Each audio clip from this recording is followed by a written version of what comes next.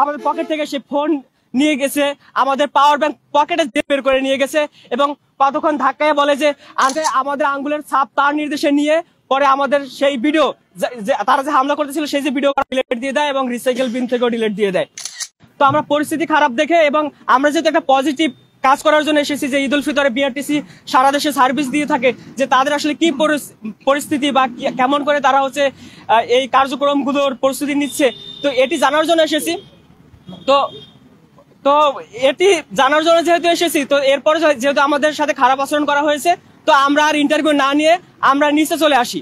নিচে এখানে যে গেট, এই আমি বের হয়ে আসবো, তখন শরীফুল ভাই বলতেছিলেন যে আমরা যেহেতু এর আগে রেলওয়ে স্টেশনের একটি অ্যাসাইনমেন্ট কভার করেছি, তো এখানে নেট ভালো পাচ্ছে ভাই, এটা একটু পাঠাই দেই। আমরা দাঁড়িয়ে ভাই হচ্ছে ফোন থেকে হচ্ছে সেই ভিডিওটি অফিসকে পাঠাচ্ছিলেন, শুধু এটুকুই করতেছিলাম। হঠাৎ করে সেই উপরে যে লোক ছিলেন, পরবর্তীতে নাম জানতে পেরেছি, তার নাম হচ্ছে ইকবাল, তিনি এসে আমাদেরকে ধাক্কা দিয়ে বলেছিলেন তোরা বের হয়, এখানে দাঁড়িয়ে আছিস কেন? তো আমি বললাম যে কি করতেছে, আমাদের সাথে এরকম ব্যবহার করতেছেন কেন? কিন্তু উনি কোনো কথাই শুনতেছিলেন না, উনি আবার ধাক্কাধাক্কি করতেছিলেন। পরবর্তীতে শরীফুল ভাই হচ্ছে মোবাইল অন করেন, মোবাইল অন করে ভিডিও করতেছিলেন। হঠাৎ করে দেখলাম আমাদের উপরে হচ্ছে 7-8 জন ফোন কেড়ে নেওয়ার জন্য সবাই দস্তাদস্তি করতেছিল।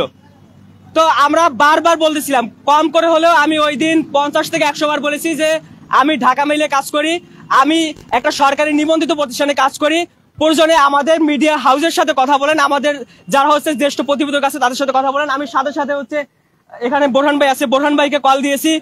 তো পরে সে কোনো কথাই শুনতেছিল না, যে যার মতো করে আমাদেরকে হচ্ছে মারধর করতেছিল। আমাদের ফোন থেকে, আমাদের পকেট থেকে সে ফোন নিয়ে গেছে, আমাদের পাওয়ার ব্যাংক পকেটে বের করে নিয়ে গেছে এবং কতক্ষণ ধাক্কায় বলে যে আনসার হাতে তুলে দাও, কতক্ষণ হচ্ছে বেঁধে রাখো, কতক্ষণ হচ্ছে ধাক্কায় উপরে নিয়ে যায়, কতক্ষণ হচ্ছে চিপায় নিয়ে, মানে সেটা আপনারা যদি সিসিটিভি ফুটেজ দেখেন তাহলেই বুঝতে পারবেন।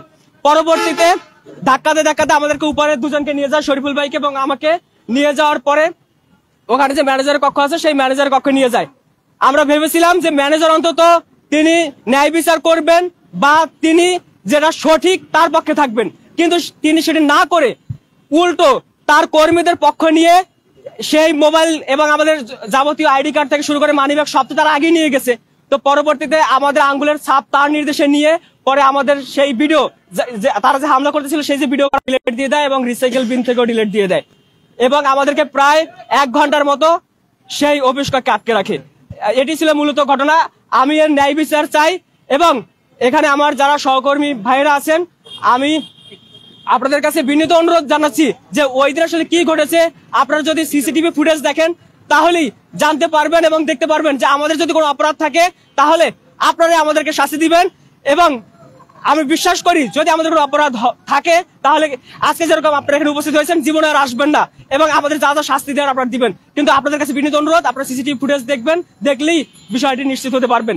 এবং আমরা পরবর্তীতে জানতে পেরেছি যারা মূল অপরাধী, যারা এই বিআরটিসির কর্মকর্তা কর্মচারী ছিল, যারা এই হামলার সাথে জড়িত ছিল, তাদের বিচার না করে যে 2 জন আনসার সদস্য যারা এখানে উপস্থিত ছিল না, একদম শেষে এসে উপস্থিত হয়েছে, তাদের বিরুদ্ধে ব্যবস্থা নেওয়ার জন্য যতটুকু জানতে পেরেছি ঊর্ধ্বতন কর্তৃপক্ষ তারা সিদ্ধান্ত নিয়েছে। আমরা এর তীব্র নিন্দা জানাই, কারণ তারা এখানে ছিলেন না, উল্টো তাদেরকে বলা হয়েছিল যে তাদেরকে নির্দেশ দেওয়া হয়েছিল আমাদেরকে বেঁধে রাখার জন্য, তারা সেটাই করে নাই, অথচ তাদেরকে হচ্ছে শাস্তির আওতায় আনা হয়েছে। তো এর আমি তীব্র নিন্দা জানাই এবং আমি এর ন্যায় বিচার চাই।